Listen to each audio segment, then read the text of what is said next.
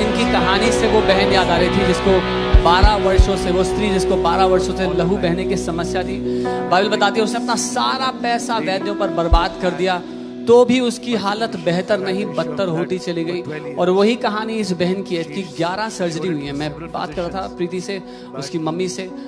11 surgery बचपन से आज तक उसकी हुई हैं। 1 साल में 6 सर्जरी इकट्ठी हुई हैं। और मेडिकल साइंस ने जितना भी प्रयास किया वो संपूर्ण चंगाई छुटकारा उसको नहीं मिला। मैं आपको जल्दी से एक समरी बताना चाहता हूँ। उसको कई बार मल्टीपल गांठें होती रहती थी। बचपन में कान का पर्दा फटा था जिसका ऑपरेशन हुआ। उसके बाद सुनाई तो देना शुरू हुआ लेकिन पूरी तरह से नहीं, और एक भारीपन कान में रहता था। वो जो गांठों का सर्जरी हुई, कई बार वो गांठें वापस आ जाती थी, कहीं और आ जाती थी, वहां पर भी आ जाती थी जहां से निकाली गई थी। उसके अलावा इनकी एल्बो का, इनकी कोहनी की हड्डी टूटी थी। बहन की 4 सर्जरी एल्बो की हुई हैं। उन्होंने बताया 1 सर्जरी के बाद तो स्किन पूरी चिपक गई और जो स्क्रू लगाए गए थे वो स्क्रू मांस फाड़ कर बाहर आ गए। और लगातार वो उस परेशानी से गुजरती आई हैं, इतनी सारी बीमारियों से, इतनी सारी सर्जरियों में से, लेकिन संपूर्ण छुटकारा नहीं मिला, लेकिन बेहतर की जगह बदतर होती चली गई। पर मैं परमेश्वर यीशु मसीह का धन्यवाद देता हूं कि वो कभी बदलता नहीं है। जिसने उस औरत को निजात दी, छुटकारा दिया, वो आज भी अपने बेटों और बेटियों को निजात देता है, छुटकारा देता है। आप जानते हो इसीलिए महत्वपूर्ण है कि हम एक रीति रिवाज की तरह कलीसिया ना जाएं, जैसे हमारे आत्मिक पिता कहते हैं। सिर्फ नाम के लिए कलीसिया नहीं, लेकिन जीवित कलीसिया में जाएं। क्योंकि उस औरत ने शायद यहूदियों के उपदेश सुने होंगे बहुत साल, लेकिन जब जिंदा यीशु मसीह उसके सामने आया तो उसको वचन का प्रगटीकरण मिला। जीवित कलीसिया जहां पर वचन का प्रगटीकरण होता है, जहां पर यीशु मसीह जो सामर्थी है, सामर्थ के काम करता है क्योंकि वो जिंदा है। कई लोग बोलते हैं अब नहीं करता, पहले करता था। तो वो ये कह रहे हैं यीशु मसीह यहाँ नहीं है, चला गया है, क्योंकि वो तो कभी नहीं बदलता। अगर वो है तो आज भी करता है और करता रहेगा। कुछ लोग कहते हैं अगर उसकी मर्जी है तो करेगा, अगर नहीं है तो नहीं करेगा। इसका मतलब वो कह रहे हैं यीशु मसीह बदल गया, लेकिन बाइबल बताती है ना तो कभी वो बदलता है, हमेशा वो एक सा है, कल आज और युगानुयुग वो चंगा करने वाला परमेश्वर। और उसकी इच्छा है, आप कहे उसकी इच्छा है मुझे चंगा करना। आमीन। बहन प्रीति, मैं चाहता हूं आप हमें बताएं क्या हुआ था और प्रभु ने क्या महान काम आपकी जिंदगी में किया है। मैं ना शुरू से बीमार रहती थी, मेरे को कभी लगा ही नहीं मैं बीमार हूँ, क्योंकि मेरी लाइफ का हिस्सा था। मैं जब से जन्म हुआ, तब से जब पैदा हुई थी, तब भी मैं मम्मी, बच्चा पैदा होता है मम्मी के पास जाता है, मैं लेकिन नर्सरी में, क्योंकि मैं प्री मैच्योर चाइल्ड थी। तो मेरे को आदत है कि हर साल में हॉस्पिटल में रहना ही था। मेरे को कभी लगा ही नहीं मैं बीमार हूँ।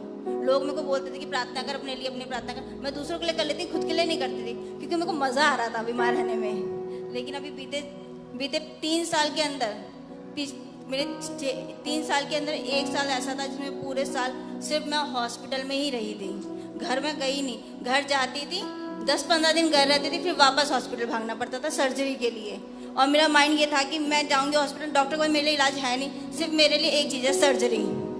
मेरे लिए सिर्फ एक चीज़ है सर्जरी। और जो कि, और मेरे को लगता था डॉक्टर अगर बोल देता ना, मेरे को बोल दिया कि तेरी सर्जरी होनी है, ये इसके लिए सर्जरी होगी, मेरा मन नहीं होता, हाँ चलो ठीक है कर दूँ।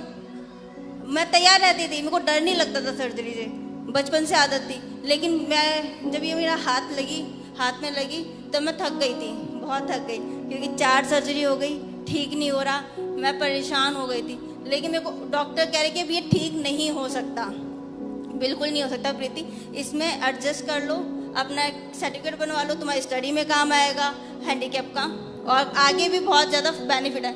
लोग जो फेक बना लेते हैं उनको भी तो देखो, तुम्हारा तो एक्चुअल हुआ है। मैंने परमेश्वर, अगर मेरे को कहीं ले जाना होगा ना तो जैसे बनाते वैसे ले जाएगा, टूटा बना के नहीं ले जाएगा। मेरे को परमेश्वर ने दोनों हाथ साबुत दिए थे, मैं जब तक जीऊंगी सही दूंगी।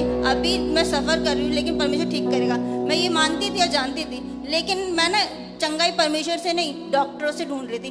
दिल्ली के आधे से ज़्यादा हॉस्पिटल ढूंढ लिए मैंने, डॉक्टर के पास जा रही, ऑर्थोपेडिक से अलग अलग प्राइवेट क्लिनिक जा रही, सरकारी जा रही, छोटे जा रही, बड़े जा रही, सारी जगह गई। दिल्ली में जो मैं आखिरी गई थी एम्स में, लोगों ने बोला एम्स चले जाओ, वहाँ पे हो जाएगा। मेरी थेरेपिस्ट ने बोला प्रीति वहाँ जाओ, क्योंकि थेरेपी से कोई असर नहीं हो रहा था। जब मैं थेरेपिस्ट के पास वहाँ पे गई, एम्स हॉस्पिटल गई, तो उन्होंने मेरा सीटी किया, कुछ टेस्ट वगैरह किए, तो उन्होंने बोला कि तुम्हारी जो नव है ना यहाँ पे, मेरी नव यहाँ पे ना पूरा बंद, सेकंड सर्जरी पर पूरा यहाँ पे उन्होंने नव उठा के मेरी सारी दर्द रख दी थी जिससे सुन रहता था। तो कहे कि ये ना हम सर्जरी के नव ठीक कर देंगे लेकिन बोन ठीक नहीं होगी, तुम्हें इसको एक्सेप्ट करना पड़ेगा। मैं उदास हुई कि तुम्हारी सर्जरी कर देंगे, नर्व ठीक कर देंगे, लेकिन 4 सर्जरी के बाद की बात है। हाँ 4 सर्जरी के बाद भी नर्व ठीक नहीं हुई थी और हाथ में कोई सेंसेशन नहीं था नहीं, और सर के भी ऑपरेशन हाँ सर के साथ में चल रहे थे, साथ साथ हुआ करते हाँ थे। दोनों मेरी सेकंड सर्जरी के साथ सर और हाथ का दोनों साथ हुआ था। फिर मेरी जब हाथ की 4th सर्जरी तब सर का दोबारा हुआ था, तब सर में ड्रिल भी डाली थी कि बार बार हो रहा था, इसलिए ड्रिल डाल के बाहर रख देते कि जो भी होगा गिल्टी बनेगी वो अपना आप लीक होके बाहर आ जाए, लेकिन नहीं। और लोगों के हम गिर जाते हैं, पड़ जाते हैं, चोट लग जाती है, हल्की फुल्की मोचती, लेकिन मेरे साथ तो ऐसा था कि ऑपरेशन करना पड़ जाता है। पहले भी होता था क्योंकि गिरी सर भी जैसे ना मोटा हो जाता है, टक्कर लग जाती है, मेरा मोटा हो जाकर अपना आप नहीं बैठ रहा था, मेरे को सर्जरी करानी पड़ती थी। बहन अब नहीं पड़ेगी, अब नहीं करती। आमेन आमेन। आपके जितने सर्जरी के बिल थे प्रभु उसको आपके वेकेशन के छुट्टियों के बिल में बदल रहा है। जब अनाउंटिंग ऑयल की सर्विस थी तब भी मेरे यहाँ पे, तो मैं यहाँ फेस पे में स्वेलिंग रहती थी आधे फेस पे। मैं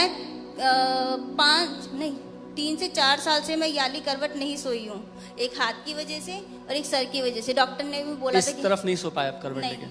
मैं 22 से मैं सही से नहीं सोई हूँ, बिल्कुल नहीं सो पाई। यहाँ पे पिलो लगा के सोती थी, 5 पिलो मैं यूज करती थी अकेली, सबके छीन लेती थी क्योंकि मेरे को ना कंफर्ट चाहिए था कि यहाँ पे चुभता था, बहुत दर्द रहता था, सर को भी चाहिए था यहाँ पे सर मूव ना हो रात को, तो सारा मैं कवर करके सोती थी, जैसे बच्चों को कवर करते ना वैसे मैं वैसे लेके सोती थी। लेकिन अब जब अनाउंटिंग ऑयल की सर्विस हुई, मैं सर में मैंने यहाँ पे ऑयल लगाया, हल्का सा से लिया चिन्ना सा, यहाँ पे हल्का सा लगाया, लेकिन जहाँ पे तुम्हारी बीमारी है, जहाँ पे कोई दिक्कत है वहाँ पे लगाओ। तो मैंने यहाँ पे लगा क्योंकि मैं स्पेक्स भी कैरी नहीं करती थी, तो मैंने यहाँ पे लगाया और तब मैंने रियलाइज़ नहीं किया। फिर मैं घर गई, घर पे रात को मेरे को रियलाइज हो, मैंने कि यहाँ का कहाँ चला गया, मैंने गायब हो गया। और उसके बाद से कभी वो गांठ वापस नहीं आई? हाँ वापस नहीं आई, जो स्वेलिंग थी वो चली गई। हाँ। अच्छा कान का क्या हुआ? आपने बताया था कान का पर्दा बचपन में फटा था। यही और फिर घर पे यहाँ पे भी लगाया था, हल्का सा बाहर की साइड ही लगाया। घर पे जाके रात को मैं नाइट में प्रेयर करती हूँ 12 बजे के बाद, क्योंकि इस टाइम वो मेरा ही टाइम होता है, तो मैं रात को प्रार्थना करती। कान के अंदर मैंने हल्का सा ही ड्रॉप डाल लिया और मैं नहीं डालती थी कान के अंदर मेरे दोबारा फट ना जाए। मैंने वही ऑयल डाला और प्रार्थना करी और फिर वो भारीपन भी चला गया, इधर से बहुत भारी रहता था, जो सुनने में दिक्कत होती, भारीपन सब चला गया, सब ठीक हो गया वो। हाँ सब ठीक हो गया। और हाँ, मैं 11 मई से मैंने एक भी पेन किलर नहीं लिया, एक भी पेन किलर नहीं लिया, नहीं तो मैं दिन में कम से कम 2 तो लेती थी। मेरी सिस्टर बोलती थी तो अपनी किडनी खराब करके रहेगी, अपनी किडनी तो खराब कर देगी। दिन में कम से कम तो मैं लेती थी 2 पेन किलर, और मैं काफी सालों से ले रही थी पेन किलर। अब कोई जरूरत नहीं है पेन किलर की? मैंने एक दवाई तक नहीं ली है। दर्द नहीं है? नहीं। बाजू ठीक हो गई है? हाँ। लगता है कि ऑपरेशन हुआ था कभी? मेरे को नहीं। काम कर पाते हो आराम से? मेरे को पहले लोग देख के दूर से बता देते, आप मेरे को पहले नहीं देखते, दूर से बताते ये हाथ में दिक्कत है। मेरे को दोनों हाथ के बैंगल्स नहीं ले सकती थी, एक साथ लेती थी, दोनों का साइज बहुत डिफरेंट था। अब दोनों का हाथ सेम है, जो नॉर्मली लोगों का होता है राइट में, वही अंदर है। नसें ठीक हो चुकी है, हाँ। हाथ में मांस जुड़ चुका है। हाँ। मैं मम्मी से पूछना चाहूंगा कि आपके अंदर क्या बीतता था जब अपनी बेटी को ऐसे देखते थे? बचपन से पैदाइश से ऐसा देख रहे थे? ये पैदा भी 88 हुई थी और 3 साल की थी जब इसके सर पे गांठ हो गई थी, उसका भी ऑपरेशन। ये कभी इसको 3 साल से ऑपरेशन हो रहा है इसका? 3 साल की उम्र? 3 साल की थी ना तब पहला ऑपरेशन हुआ था इसको, और इसको ना पीलिया भी बहुत रहता था। और इसके छोटे में आए दिन घर में कम रहते थे, हॉस्टल में ज़्यादा रहते थे इसके साथ। और जब ये 5 साल से जब हमने प्रभु को जाना ना तब ये प्रेयर करने लगे थे, ठीक रहने लग गई। तो इसके पापा एक्सपायर हुए 5 साल पहले, तो ये डिप्रेशन में आ गई थी। फिर थोड़ा सा इसका दिल दुखी रहने लग गया था। फिर ये 3 साल से दोबारा बीमार हो गई, गिर गई, फिर दोबारा इसके ऑपरेशन हुए। अब मैं इतनी परेशान रहती, परमेश्वर से बोलती थी, परमेश्वर हस्बैंड भी आपके पास है, बच्चे भी बीमार रहते, मेरे घर में यही कमाते थे। और छोटा बेटा भी जब गए थे ये अपने पापा के साथ कमाते थे छोटी उम्र से ही। तो मैंने कहा ये कमाने वाली भी बीमार हो गई और हस्बैंड भी चले गए, घर कैसे चलेगा मेरा? इसका हाथ टूट गया, बहुत मुसीबतें आई। पर मैं प्रभु में प्रार्थना करती थी। लोगों ने उल्टा सीधा बोला? हाँ लोगों ने बहुत बोला, कहना नहीं चाहती, बहुत लोगों ने बोला, पर मैंने दिल दुख गया। मैं बस घर में प्रेयर करती थी भाई। मैं 2 साल से रील देख रही थी पास्टर जी की, तो मैं इसको बोलती थी, पहले इसको बोलती थी, मम्मी दे, मैं मनो देगी रील, मैंने पास्टर जी बहुत अच्छे वचन शेयर करते हैं, मुझे अच्छा लगता है।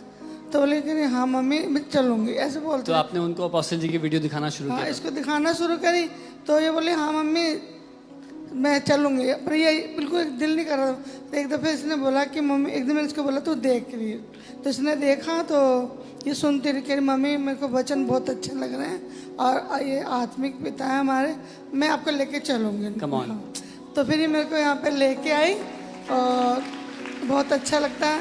मैं रील देखती हूँ और कभी कभी ऐसा लेट हो जाते हैं ना, तो मैं आ नहीं पाते यहाँ पे, तो मैं ऑनलाइन देखते हैं, सारे वचन सुनते हैं, सब कुछ देखते हैं, काफ़ी अच्छा। जब से परमेश्वर यहाँ से जुड़ी ना, मेरे घर में खुशियाँ आ गई है, नहीं तो हम हर वक्त रोते रहते थे।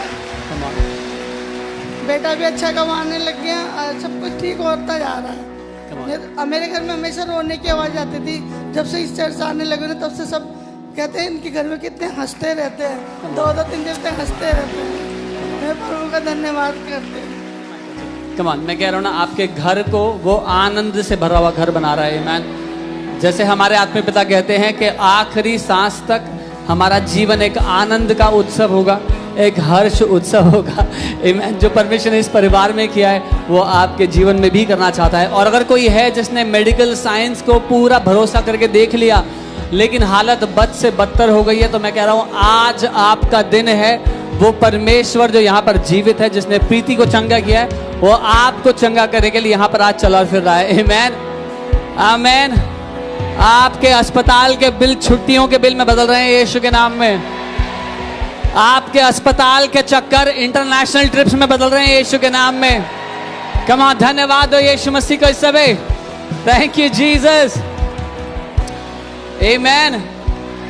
क्यों ना अपने हाथों को इस परिवार की ओर बढ़ाएं और इन्हें ब्लेस करें। प्रभु हम धन्यवाद देते हैं इस महान गवाही के लिए जो आपने इनके साथ किया, आप वो लाखों और परिवारों में करने वाले हैं, उसके लिए हम धन्यवाद देते हैं यीशु मसीह के नाम में। आमीन, आमीन।